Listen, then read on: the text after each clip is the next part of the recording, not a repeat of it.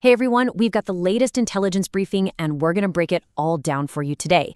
We're giving you a frontline view of the current cyber threat landscape because what's happening right now in the digital world, well, it affects every single one of us, from the biggest companies right down to our own homes. So let me start by asking you something that might hit a little close to home. Is your router, yep, that little box with the blinking lights in the corner of your room, is it secretly a gateway for hackers? I know, it sounds like something straight out of a spy movie. But as you're about to see, our everyday consumer devices are the new battleground. To really understand this battleground, first, we need to know the players. So, who's actually behind the screen? Who is pulling the strings on these attacks? Okay, now check this out, because what you're seeing here is a massive shakeup in the world of ransomware. Sure, you've got the veterans, Keelan and Akira, still holding on near the top. But look at this. 3 brand new groups, the Gentlemen, Play, and INC Ransom, have just stormed their way into the top 5. This is a huge deal. It tells us the criminal underground is evolving and competing faster than ever. Now, it is absolutely crucial to understand that not all hackers are after the same thing. You've got 2 very different faces of hacking. On one side, you've got a group like the Gentlemen. They're a new commercial crew, and they're all about one thing: financial gain. They build custom tools to get past corporate security and get a payday.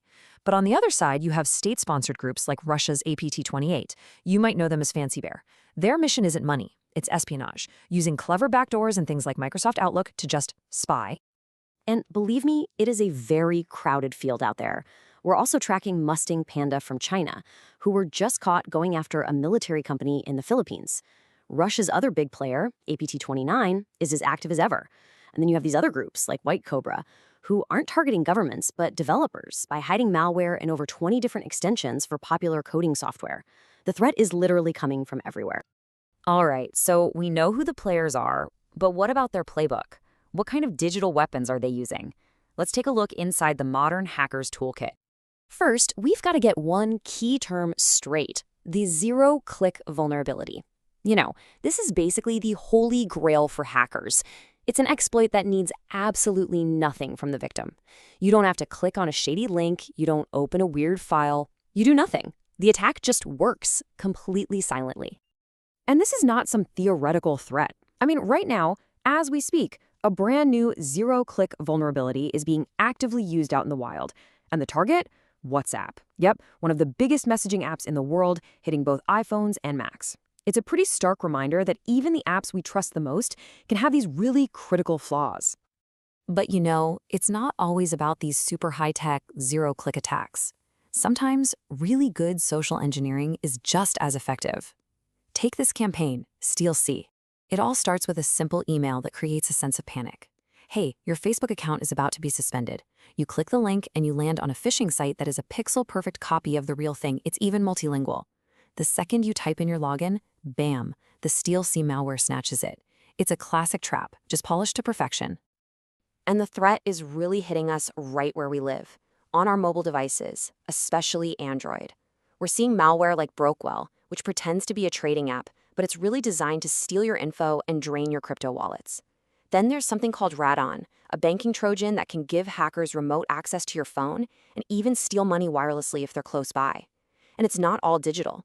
We've got things like the snake disk worm spreading through physical USB drives to plant backdoors. So, we know who the attackers are and we've seen the tools they're using.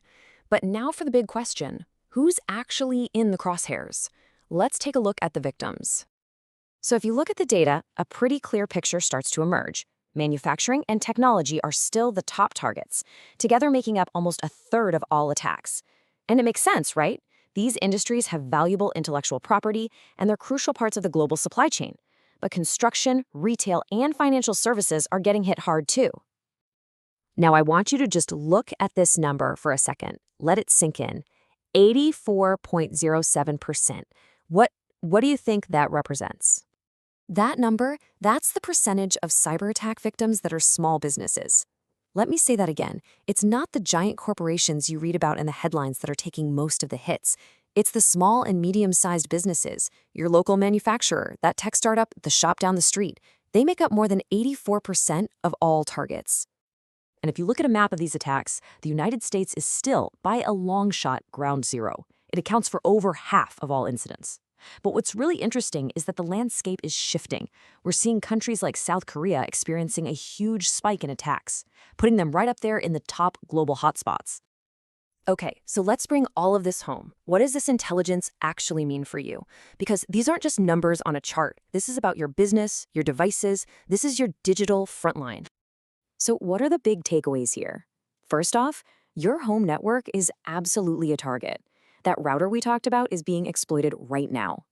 Second, and this is the big one, if you run a small business, you are not flying under the radar. You are the main target.